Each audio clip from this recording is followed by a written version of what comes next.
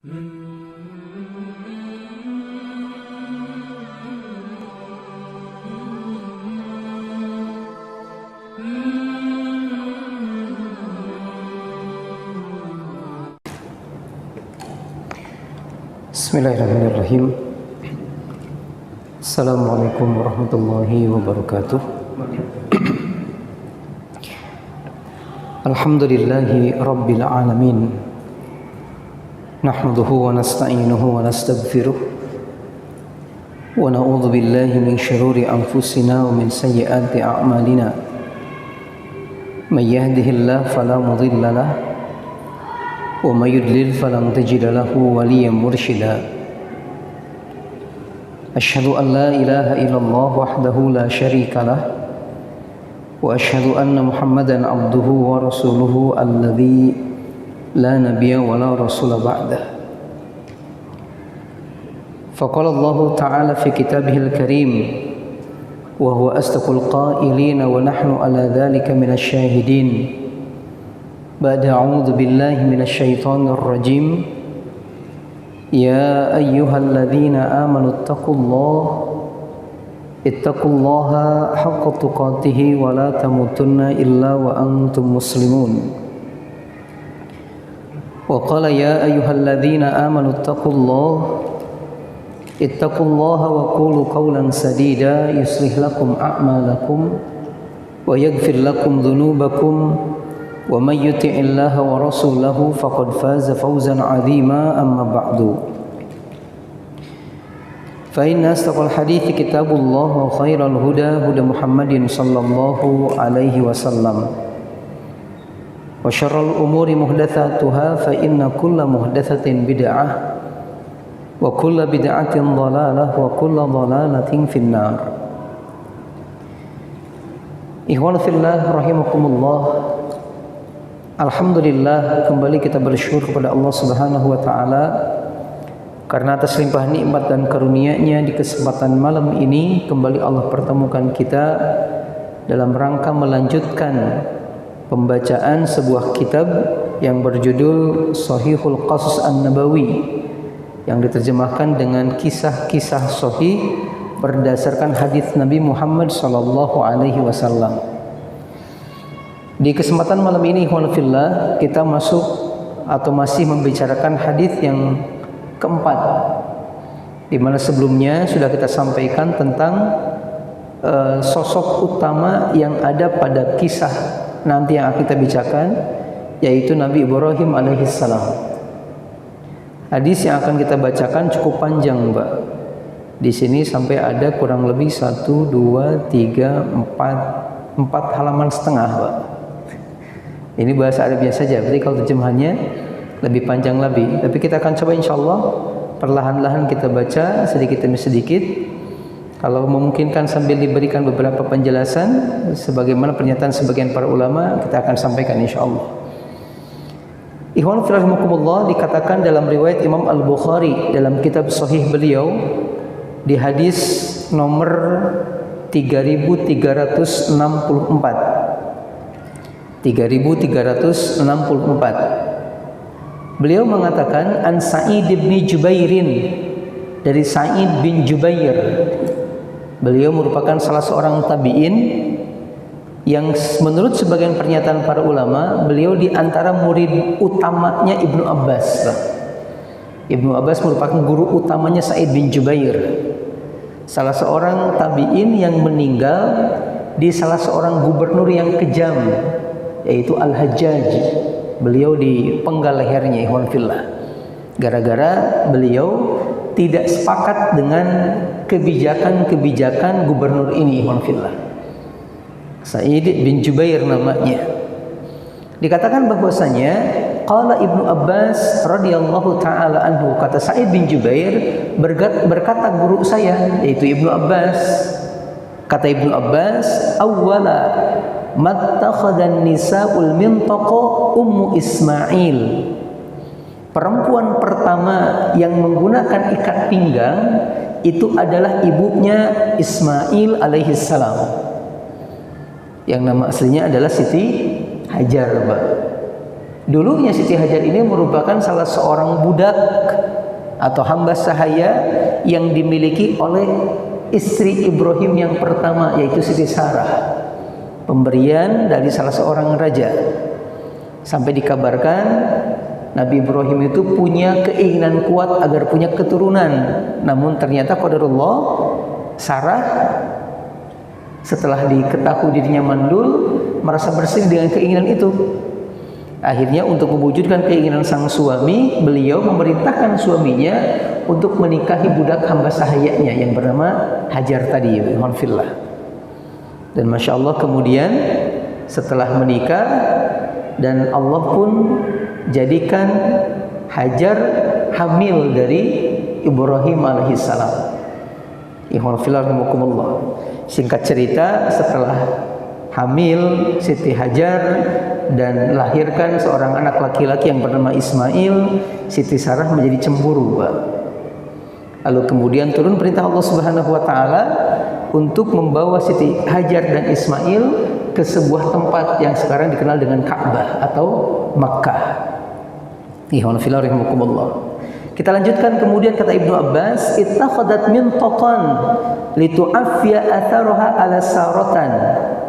Beliau sengaja menggunakan ikat pinggang, tujuannya adalah untuk menghilangkan jejaknya dari Siti Sarah alaihissalam. Ihwanafillahimakumullah. Thumma ja'a biha Ibrahimu wa bi ibniha Ismaila wa hiya turdi'uhu. Sampai tiba-tiba suatu ketika kemudian Nabi Ibrahim mengajak Siti Sarah, mengajak Siti Hajar dengan anaknya Ismail yang tengah disusuinya. Berarti Nabi Ismail masih dalam usia sangat muda, Pak. 2 tahun juga belum nyampe gitu. Nah, ketika itu diajak sama Nabi Ibrahim hatta wada'ahuma indal baiti, ke sebuah tempat yang nanti kedepannya akan dibangun rumah Allah di atasnya. Yang sekarang Makkah ini, fillah. Inda dawhatin fawqa zamjama fi a'lal masjidi. Waktu itu Siti Hajar dengan Ismail diletakkan di sebuah gubuk yang diletakkan di sebuah gubuk yang nanti kemudian hari akan dibangun Ka'bah di atasnya. Berikutnya kemudian walaisa bi Makkah yauma idzin ahadun walaisa biha ma'un, dan saat itu di Mekah tidak ada manusia seorang pun dan tidak ada air sedikit pun. Singkatnya Nabi Ibrahim meletakkan istri dan anaknya tempat yang tandus, Pak, tidak dibekali bekal yang cukup, malah tidak digabungkan dengan orang-orang yang banyak gitu. Kemudian berikutnya fawadha'ahuma hunalika wa wadha'a indahuma jiraban fihi tamrun wa siqa'an fihi ma'un. Lalu kemudian setelah diletakkan di sana, beliau juga tinggalkan untuk keduanya 1 karung kurma dan 1 geribah air untuk makan dan minum keduanya, fillah. Lalu kemudian setelah selesai disimpan, summa qaffa Ibrahimu muntaliqan. Tiba-tiba Nabi Ibrahim meninggalkan keduanya. Meninggalkan keduanya tanpa ada ungkapan pamit, fillah. Pergi aja begitu gitu. Melihat Nabi Ibrahim pergi, fatabi'atu Ummu Ismail atau Siti Hajar mengikuti beliau dari belakang. Kemudian faqalat, dia mengatakan, ya Ibrahimu aina tadhhabu? Wahai Ibrahim, akan kemana engkau pergi? Wa tatrukuna bihadzal wadi alladhi laisa fihi insun wala syai'? Tegakah dirimu meninggalkan kami di tempat yang tidak ada orang dan juga tidak ada apapun di atasnya? Faqalat lahu dzalika miraran. Kata Ibnu Abbas, Siti Hajar mengulang-ulang pertanyaannya. Wahai Ibrahim, kenapa engkau pergi? Mau kemana engkau pergi? Tegakah kau meninggalkan kami di tempat seperti ini? Gitu, diulang-ulang, Pak. Wa ja'ala la yaltafitu ilaiha. Tapi Nabi Ibrahim tidak bergeming sama sekali, noleh pun tidak, jalan terus aja gitu. Faqalat lahu, sampai kemudian karena tidak dijawab juga, Siti Hajar bertanya dengan pertanyaan yang lain. Beliau mengatakan, Allahu alladzi amaraka bihadza? Apakah yang kau lakukan ini merupakan perintah Allah? Apakah yang kau lakukan ini merupakan perintah Allah? Qala, tiba-tiba Nabi Ibrahim diam dan mengatakan, na'am, ya. Tapi dikatakan tidak sambil nengok, Pak, tetap sambil jalan berhenti dan mengatakan, na'am, ya. Kata Nabi Ibrahim alaihissalam. Kemudian qalat, mendengar hal tersebut, Siti Hajar mengatakan, idzan lan yudayyi'una. Kalau begitu silakan lanjutkan perjalananmu, karena kami yakin kalau ini perintah Allah, Allah enggak mungkin mengabaikan kami. Allah tidak mungkin bikin kami kelaparan, Allah enggak mungkin bikin kami sengsara kalau ini perintah Allah. Ihwal fillah rahimakumullah. Summa raja'at. Habis itu kemudian beliau, Nabi Ibrahim lanjut jalan, beliau kembali untuk menemui anaknya yang beliau tinggalkan, Ismail. Ihwal fillah rahimakumullah. Berikutnya kemudian kata Ibnu Abbas, fantalaqa Ibrahimu hatta idza kana inda thinayati haitsu la yarawnahu istaqbala biwajhihi albayta. Nabi Ibrahim kemudian melanjutkan perjalanannya dan terus berjalan sampai ketika beliau tiba di sebuah bukit yang tidak kelihatan sama istrinya.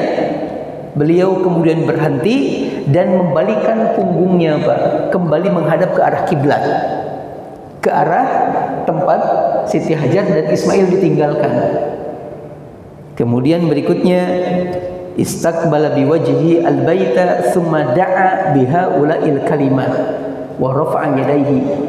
Setelah menghadap kiblat, beliau angkat kedua tangannya dan berdoa kepada Allah Subhanahu wa taala.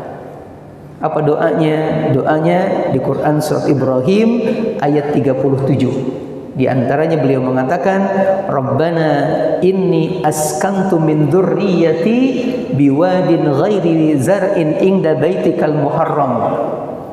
Ya Allah, aku telah meletakkan keluargaku di sebuah lembah di samping rumahmu yang tidak ada tumbuhan sama sekali di atasnya. Ini ungkapan Nabi Ibrahim alaihissalam. Sampai kemudian beliau mengatakan kalimat yang lain, di antaranya, ya Allah, jadikan hati-hati manusia condong dan cenderung kepada tempat ini, dan berikan rezeki kepada mereka agar mereka menjadi orang-orang yang bersyukur. Ini doa Nabi Ibrahim ketika meninggalkan kedua keluarganya. Ikhwan fillah rahimakumullah. Setelah itu kemudian beliau melanjutkan perjalanannya kembali ke istri pertamanya, Siti Sarah, Pak, yang sebagian mengatakan waktu itu tengah berada di Palestina. Ikhwan fillah rahimakumullah. Berikutnya kata Ibnu Abbas radhiyallahu taala anhu, wa ja'alat ummu Ismaila turdi'u Ismaila wa tashrabu min dzalikal ma'. Dan selanjutnya kemudian Nabi Ibrahim disusui oleh ibunya, dan terus begitu, dan beliau pun meminum dari air yang ditinggalkan sama Nabi Ibrahim sampai air itu habis. Akhirnya beliau pun mengalami kehausan, begitu pula anaknya kehausan. Kemudian wa ja'alat tanzuru ilaihi yatalawwa au qala yatalabbatu. Tapi tidak ada air yang bisa dia minum ataupun enggak ada air yang bisa dia berikan kepada anaknya. Kosong tuh wajahnya, kosong apa? Geribahnya. Ikhwan fillah rahimakumullah. Akhirnya anaknya menangis dan terus menangis. Faqamat alaihi thumma istaqbalatil wadiya tanzuru. Kemudian beliau berdiri, Pak, dan melihat ke sekeliling lembah yang beliau tinggali, apakah ada orang barangkali gitu, untuk dimintai bantuan, dimintai air. Tapi ternyata falam taro ahadan, dia tidak melihat seorang pun, tidak melihat seorang pun. Kemudian fahabatat minas safa hatta ila idza balagatil wadiya rafa'at tarfa dir'iha summa sa'at sa'yal insanil majhudi hatta jawazatil wadi. Akhirnya beliau kemudian lari, Pak, ke Bukit Sofa, melihat barangkali menemui orang atau bisa didapatkan bantuan, dan terus malah dikatakan ketika naik itu diangkat, Pak, agar mudah melangkahnya gitu. Tapi sayang beliau tidak menemukan siapapun, dan terus dia berupaya seperti upayanya orang yang bersungguh-sungguh mencari sesuatu, sampai akhirnya tidak menemukan, lalu lari ke Bukit Marwa. Dia pun berdiri di Bukit Marwa melihat barangkali ada orang yang bisa dimintai bantuan. Falam taro ahadan, tapi dia pun tidak melihat siapapun di sana. Kemudian fafa'alat dalika sab'a marrat, dan beliau mengulanginya dari Safa ke Marwa, dari Marwa ke Safa, dari Safa ke Marwa lagi, itu sebanyak 7 kali bolak-balik untuk mencari bantuan ikhwan fillah. Kemudian qala Ibnu Abbas mengatakan, qala an-nabiyyu, Nabi bersabda, fadzalika sa'yun nasi bainahuma. Sejak saat itulah kemudian sa'i diwajibkan kepada manusia untuk dilakukan antara Bukit Safa dan Bukit Marwa. Ikhwan fillah rahimakumullah. Berikutnya kemudian falamma asyrafat alal marwati sami'at sautan. Ketika beliau di putaran terakhir mendekat ke Bukit Marwa, tiba-tiba mendengar suara. Faqalat, ketika mendengar suara beliau mengatakan, sahir, diam. Turidu nafsaha. Dia berkata diam karena dia mengira itu hanya halusinasi belaka gitu Pak. Takutnya itu bisikan dirinya sendiri gitu. Maka dia mengatakan diam. Summa tasamma'at aidan, tapi berulang-ulang lagi suara tersebut.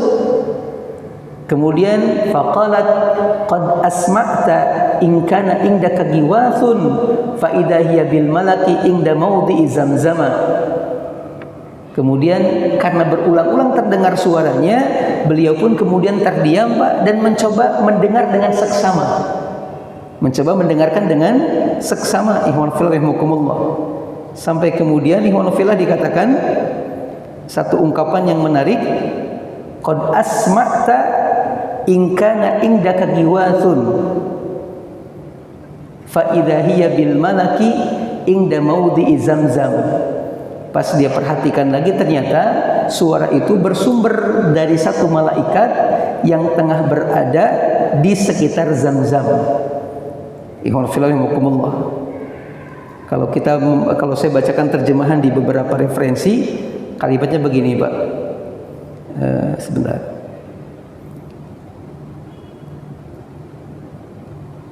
Ternyata dikatakan suara itu adalah suara malaikat Jibril alaihissalam yang berada di dekat Zamzam. Jadi seolah-olah Pak, kalau dikatakan di kitab ini gitu, fabahatha bi aqibihi, Jibril menepakkan tumitnya atau memukulkan tumitnya ke tanah. Dalam riwayat yang lain bijanahihi, beliau pukulkan sayapnya ke tanah sampai kemudian keluar air dari bekas pukulan tumitnya malaikat Jibril alaihissalam. Kalau di keterangan ini ikhwan fillah, kalau di kisah yang sering kita baca, kalau Zamzam keluar dari tumitnya Nabi Ismail. Tapi kalau di sini disebutkan bahwasanya Zamzam itu keluar bekas ininya tumitnya malaikat Jibril alaihissalam. Ikhwan fillah rahimakumullah. Hatta dhaharal ma, sampai air pun kemudian memancar. Faja'alat tuhawwidhuhu wa taqulu biyadiha hakadha wa ja'alat taghrifu minal ma'i fi siqaiha wa huwa yafuru ba'da ma taghrifu. Berikutnya kemudian Ibu Ismail melihat air tersebut memancar, dia mulai menampungnya Pak, menciduknya dengan tangannya, mengumpulkannya dengan tangannya, ikhwan fillah rahimakumullah, sambil memasukkannya ke dalam geriba yang kosong yang ditinggalkan sama Ibrahim alaihissalam. Kemudian qala Ibnu Abbas melanjutkan, qala an-nabiyyu sallallahu alaihi wasallam, Nabi pernah bersabda, yarhamullahu umma Ismail, semoga Allah memberikan rahmat kepada ibunya Nabi Ismail. Lau tarakat zamzama atau qala law lam taghrif minal ma'i lakanat zamzamu ainan ma'inan. Kata Nabi, seandainya dulu ibunya Ismail tidak mengambil air dan memasukkan dengan tangannya, tidak menciduknya gitu Pak, maka sungguh kata Nabi, Zamzam itu akan seperti mata air. Jadi kalau dibiarin gitu seolah akan jadi nanti pulau gitu Pak, danau gitu lah. Tapi untungnya sama beliau diambil, dimasukkan, kemudian semacam dikasih, sebagian mengatakan dikasih kayak bata-bata gitu Pak, ditampung gitu, bikin penampungan kecil. Ikhwan fillah rahimakumullah. Berikutnya kemudian qala fasharibat wa arda'at waladaha faqala lahal malaku. Setelah air terkumpul, beliau pun kemudian minum, Pak, dan meminumkan air tersebut kepada anaknya Ismail.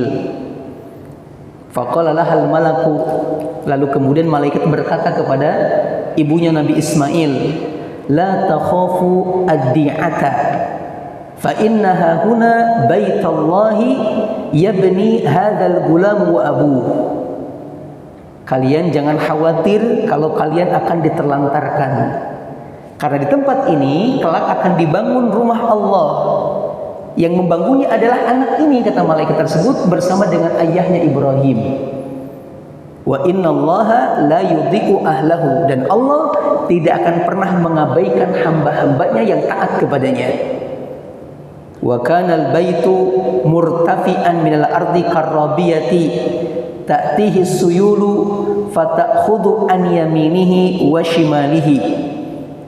Kemudian dikatakan selanjutnya, pada saat itu Ka'bah Baitullah posisinya agak tinggi dari permukaan tanah, seperti sebuah bukit yang kecil yang apabila datang banjir maka akan terkikis dari samping kiri dan samping kanannya.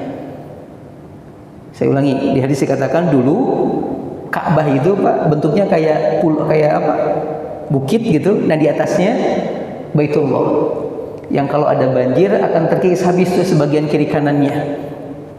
Ya Allah.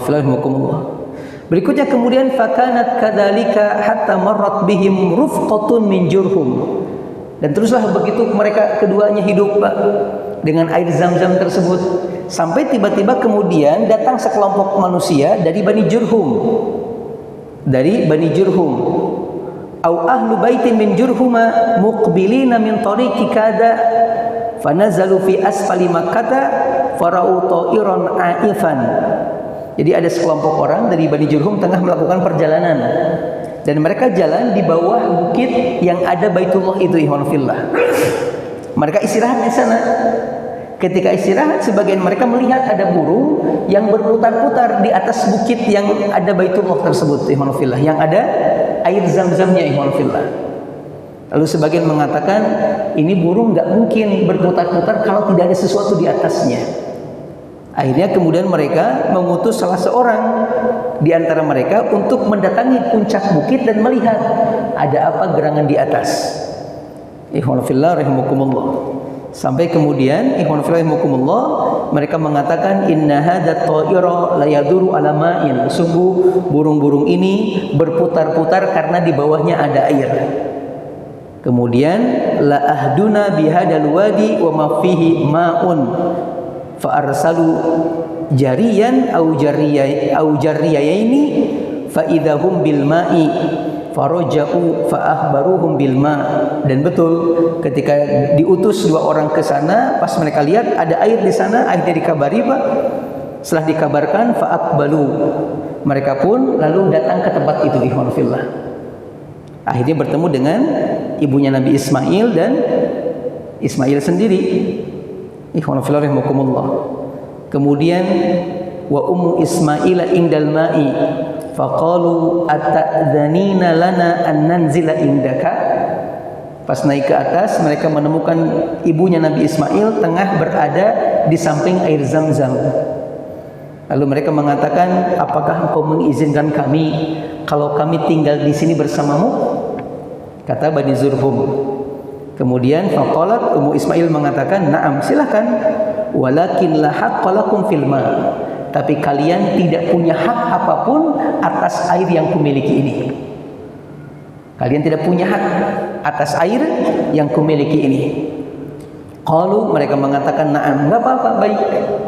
Kemudian qala Ibnu Abbas mengatakan selanjutnya, qala an-nabiyyu sallallahu alaihi wasallam, Nabi bersabda, fa alfa dzalika umma Ismaila wa hiya tuhibbul insa fanazalu wa arsalu ila ahlihim fanazalu ma'ahum hatta idza kana biha ahlu abyatin minhum wa shabbal gulamu wa ta'allama al-arabiyyata minhum wa anfasahum wa a'jabahum hina shabba falamma adraka zawwajuhu imra'atan minhum. Ikhwan fillah rahimakumullah.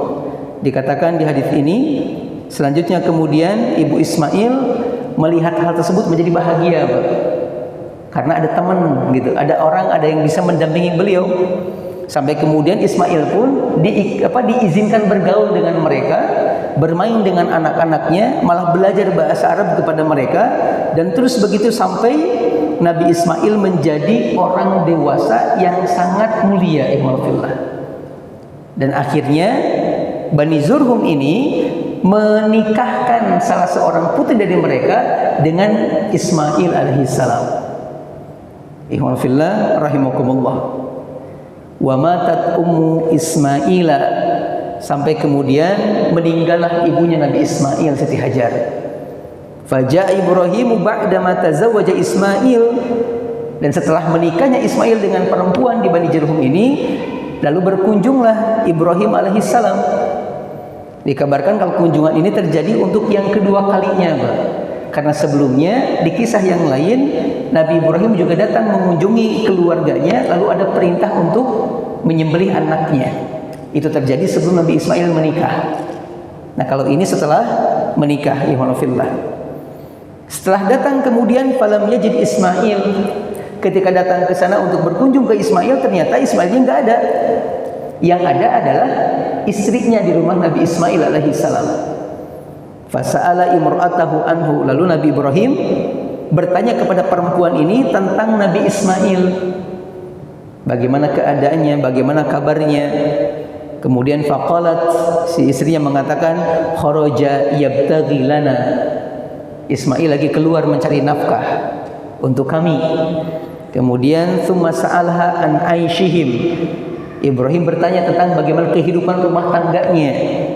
Kemudian faqalat, si perempuan mengatakan, nahnu bisyarrin, nahnu fi dhiqin wa syiddatin fasyakkat ilaihi. Si perempuan ini mengatakan, kami hidupnya susah, kami hidupnya kesulitan, dan dia pun ceritakan hal-hal yang buruk tentang keluarganya, Pak. Ikhwan fillah rahimakumullah.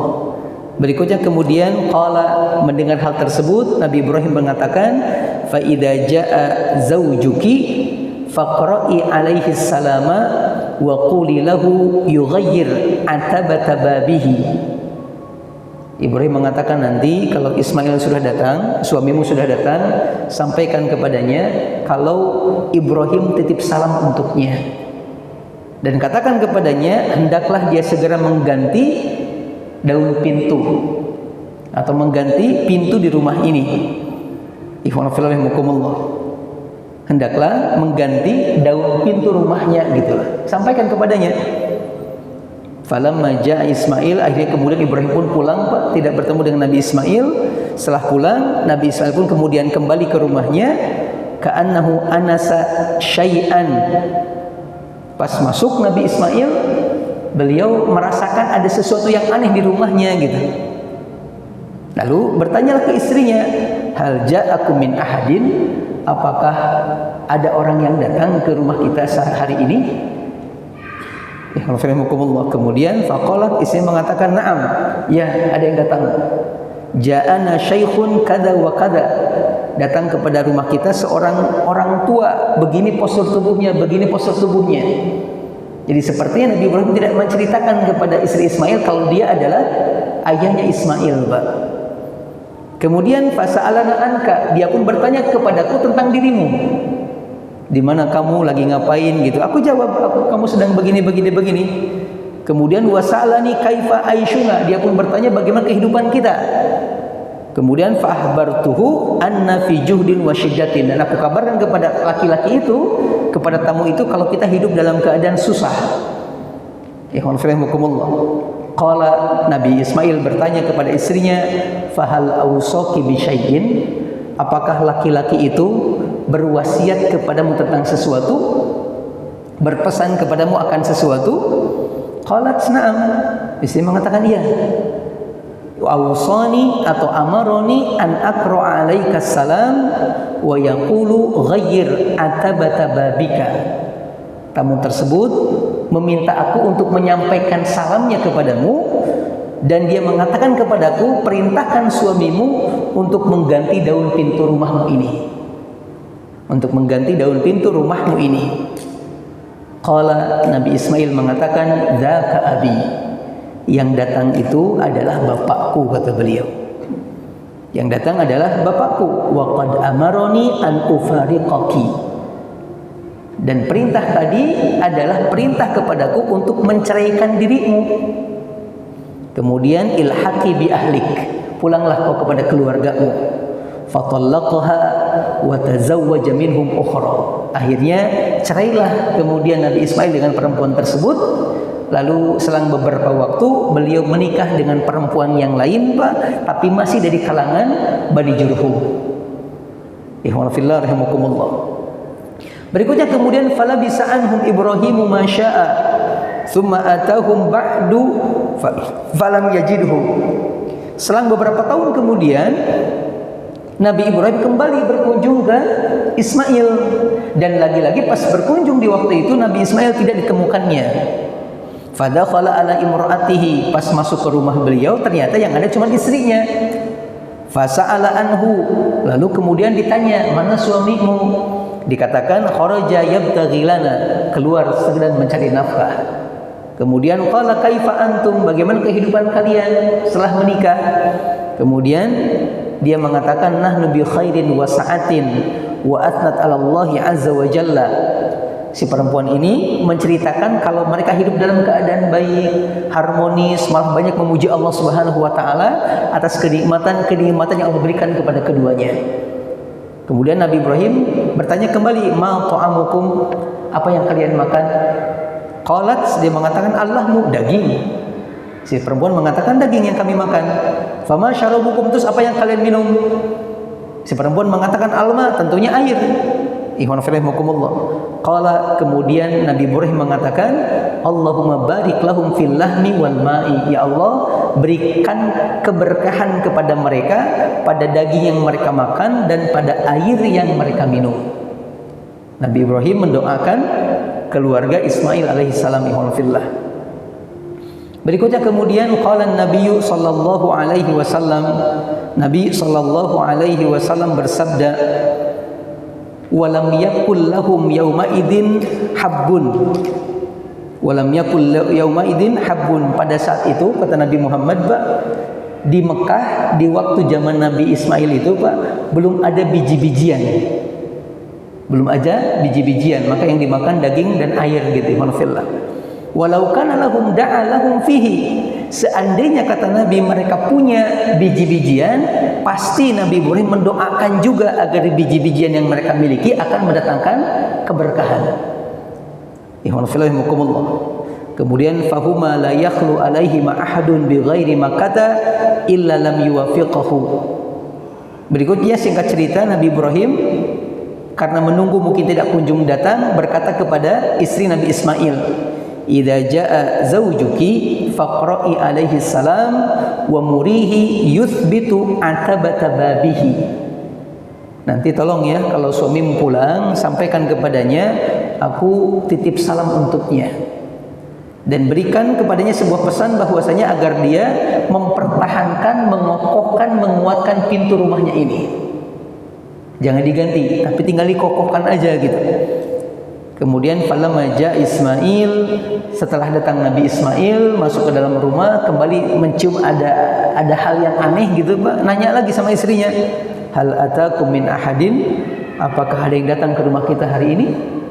Istri mengatakan, "Iya, ada seorang laki-laki tua, pakaiannya bagus, penampilannya cakep gitu, dan ini laki-laki yang luar biasa.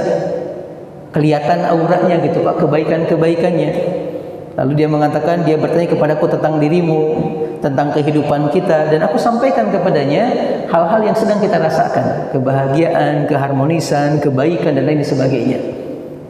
Mendengar hal tersebut, Nabi Ismail mengatakan, "Fa'usaki bisayyin?" Apakah laki-laki itu memberikan wasiat kepadamu untuk sesuatu? Qalat, dia mengatakan, "Na'am, iya."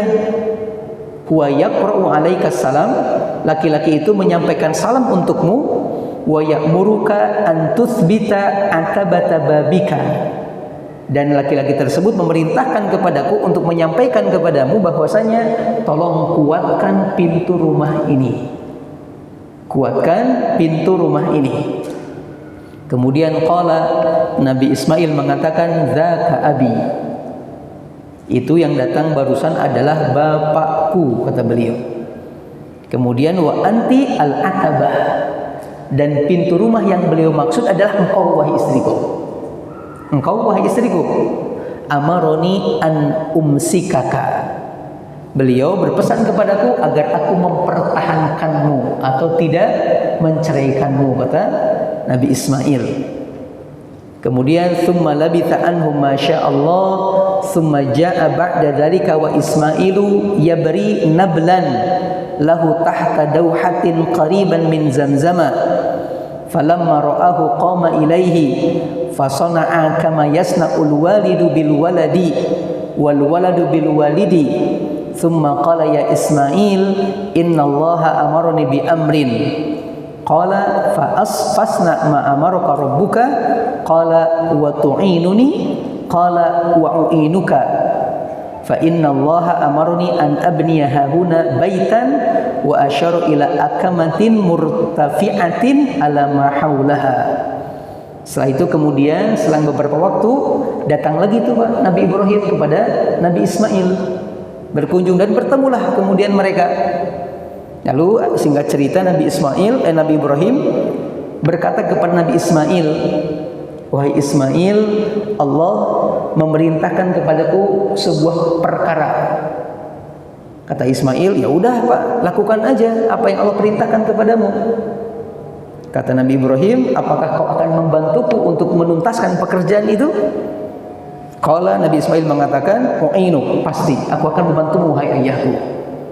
Qala, Nabi Ibrahim mengatakan, innallaha amaroni an abniyaha huna baitan. Allah memerintahkan kepadaku untuk membangunkan sebuah istana, sebuah rumah, di tempat ini. Di tempat ini. Wa asyara ila akamatin murtafi'atin ala ma haulaha. Sambil beliau kemudian berisyarat Pak ke sebuah tempat yang agak tinggi dibandingkan tempat-tempat yang lainnya. Maksudnya tuh Allah perintahkan kepadaku untuk bangun rumah di sana tuh. Ada sebuah tempat yang agak tinggi. Ihwalillah rahimakumullah. Kemudian qala fa inda dzalika rafa'al qawaida minal baiti fajala Ismailu ya'ti bil hijarati wa Ibrahimu yabni hatta idza irtafa'al bina'u ja'a bihadzal hajar fawada'ahu lahu faqama alaihi wa huwa yabni wa Ismailu yunawiluhu al hijarata wa huma yaqulani rabbana taqabbal minna innaka antas samiul alim. Kemudian keduanya mulai membangun pondasi Pak. Pondasi Ka'bah itu. Ismail bawa batu, bapaknya nyusun. Ismail bawa batu, bapaknya nyusun. Terus begitu sampai bapaknya tidak bisa lagi meletakkan batu di atas Pak, karena sudah ketinggian. Akhirnya kemudian Nabi Ismail mencarikan sebuah batu disimpan di bawah sehingga Nabi Ibrahim bisa naik di atasnya. Yang sekarang dikenal dengan istilah Maqam Ibrahim ya munafillah. Dan terus dibangun sampai selesai. Setelah beres, keduanya mengatakan, Rabbana taqabbal minna innaka antas samiul alim. Ya Allah, terimalah apa yang sudah kami lakukan untukmu dan atas perintahmu, karena engkau maha mendengar dan engkau maha mengetahui. Ihwalillah rahimakumullah. Adzan dulu. Tafadhal.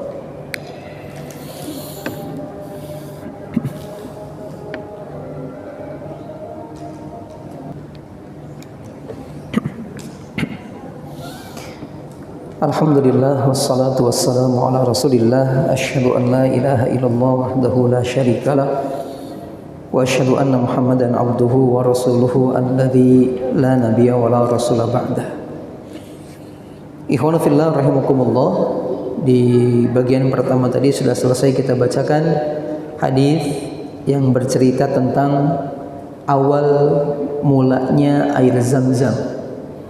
Kisah Nabi Ismail bersama dengan ibundanya Siti Hajar dan ayahandanya Ibrahim alaihimussalam. Kita akan bacakan beberapa penjelasan para ulama dan beberapa hikmah yang bisa kita ambil Pak dari kisah yang tadi kita bacakan. Yang pertama kata para ulama adalah di dalam kisah ini ada pelajaran tentang tips bagaimana contoh atau cara untuk jadi seorang istri yang solihah. Istri yang solihah. Di kisah ini dicontohkan dari dua istri Pak. Yang pertama Siti Sarah dan yang kedua Siti Hajar.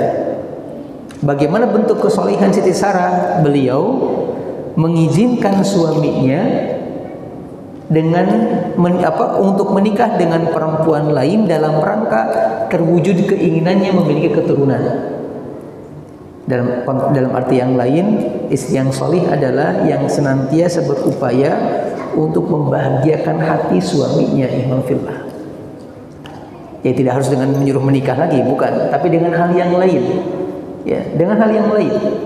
Karena ketika seorang istri malah melakukan kebalikannya, membuat sang suami tidak ridha, membuat sang suami marah atau kesal, yang ada adalah laknat Allah atasnya, laknat malaikat atasnya.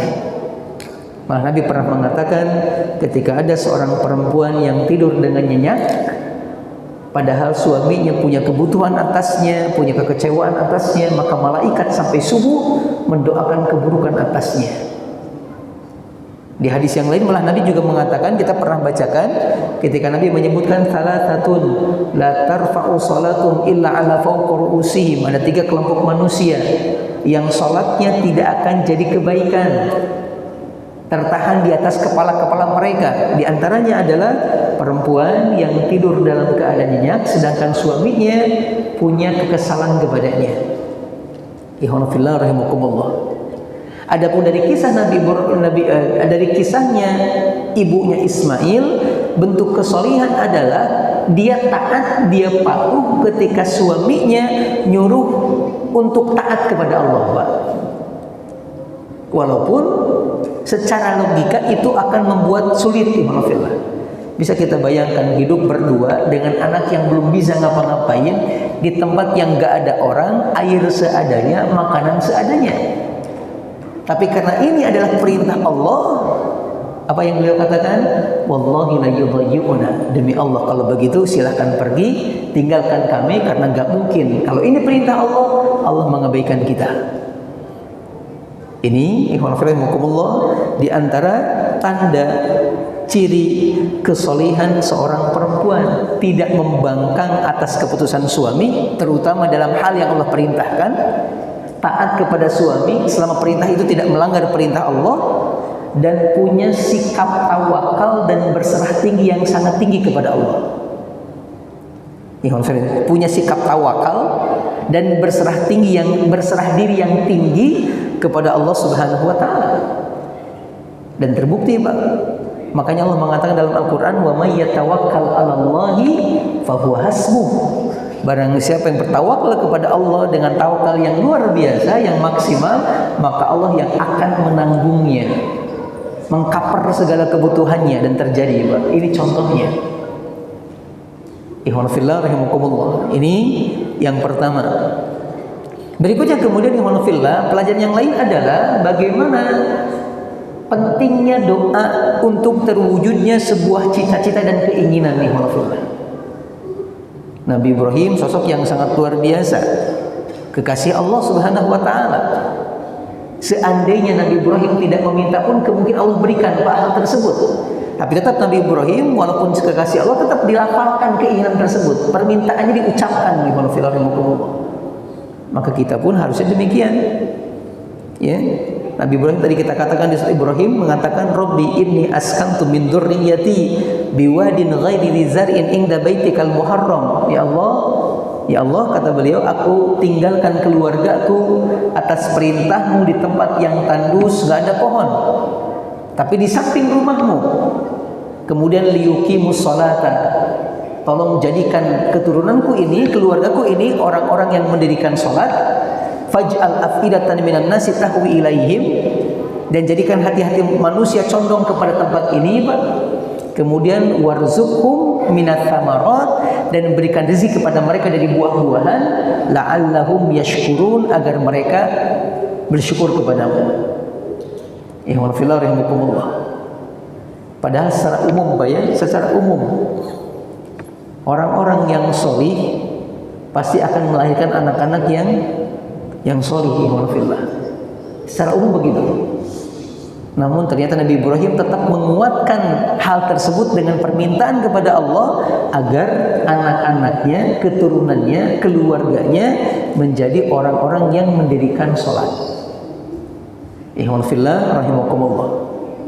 Dan Masya Allah sekarang doa ini Pak terjadi, ikhwan fillah. Bagaimana kita punya kecenderungan ingin pergi ke Baitullah walaupun pernah datang ke sana gitu. Bagaimana kita di sana menemukan berbagai macam hal makan minuman yang pohonnya nggak ada gitu, tapi ada buahnya. Ini Nabi Ibrahim. Malah di sini juga ada sebuah semacam kesimpulan Pak, kemungkinan besar kalau memang doa-doa di sana itu akan dikabulkan, sebagaimana dikabulkannya doa Nabi Ibrahim untuk keluarganya. Maka bagi yang belum ke sana, niatkan, munculkan keinginan untuk bisa ke sana, ikhwan fillah dengan memperbanyak doa, dengan melakukannya, menabung dan lain sebagainya. Yang sudah ke sana tetap upayakan kalau bisa berangkat ke sana, ikhwan fillah. Karena kenapa? Karena orang-orang yang datang ke sana itu banyak keutamaan, kemuliaan yang akan dia dapatkan. Dosa diampuni, permintaan dikabulkan, hidup diberkahi dengan perbuatan haji ataupun umrah. Ini perlu ya. Malah Nabi pernah mengatakan dalam sebuah riwayat satu ungkapan yang sangat menarik Pak tentang kota Madinah. Kata Nabi, man yastati aminkum an yamuta bil madinati falyaf'al. Barang siapa yang di antara kalian mampu untuk wafat di kota Madinah, maka lakukanlah, usahakanlah biar wafat di kota Madinah. Kenapa Nabi mengatakan? Karena aku, kata Nabi, syahidun au syafi'un, akan jadi saksi, akan jadi syafaat bagi orang yang wafat di kota Madinah. Bagi orang yang wafat di kota Madinah, Nabi yang bakal langsung jadi ngasih syafaatnya, bukan orang lain. Dan syafaat Nabi nggak mungkin ditolak oleh Allah Subhanahu wa taala, ikhwan fillah. Ikhwan fillah rahimakumullah. Ini pelajaran yang pertama, yang berikutnya tentang pentingnya berdoa. Kemudian tentang tadi tempat mustajabnya doa. Maka dalam sebuah hadis Nabi mengatakan al-haju al-ghazi fi sabilillah wal haju wal mu'tamiru wafdullah. Orang yang sedang berjuang di jalan Allah, orang yang melaksanakan ibadah haji, dan orang yang melaksanakan ibadah umroh, tiga-tiganya adalah tamu-tamu Allah. Da'ahum fa'ajabu, disebut tamu karena mereka pas dipanggil sama Allah, mereka menyahut panggilan Allah. Akhirnya kata Nabi, setiap permintaan mereka, karena mereka tamunya Allah, Allah kabulkan. Allah kabulkan. Maka Mekah, Madinah, insya Allah jadi dua tempat yang mustajab dari tempat-tempat yang lain. Ikhwan fillah rahimakumullah. Berikutnya kemudian ikhwan fillah tentang sunnah berdoa, kata para ulama. Sunnah berdoa di sini itu adalah menghadap ke arah kiblat, Pak. Sebagaimana Nabi Ibrahim pas mau berdoa memutar balikan dulu badannya, menghadap ke tempat ditinggalkannya Ismail dan ibundanya. Lalu kemudian beliau berdoa. Makanya dikatakan oleh Imam Ibnu Taimiyah rahimahullah, kata beliau, innal muslimina majmu'una ala anna al-qiblata allati yushra'u lid-da'i istiqbalaha hina ad-du'a'u hiya al-qiblatu allati syuri'a istiqbaluha hina salatu. Sepakat para ulama bahwasanya, malah sepakat kaum muslimin bahwasanya arah yang tepat ketika seorang muslim berdoa adalah arah ketika dia sedang melaksanakan salat. Arah yang tepat seorang muslim ketika berdoa adalah arah ketika dia tengah melaksanakan sholat. Walaupun boleh berdoa tidak menghadap kiblat, tetapi akan lebih baik kalau menghadap kiblat, ikhwan fillah. Baik doa-doa umum ataupun terutama doa-doa khusus.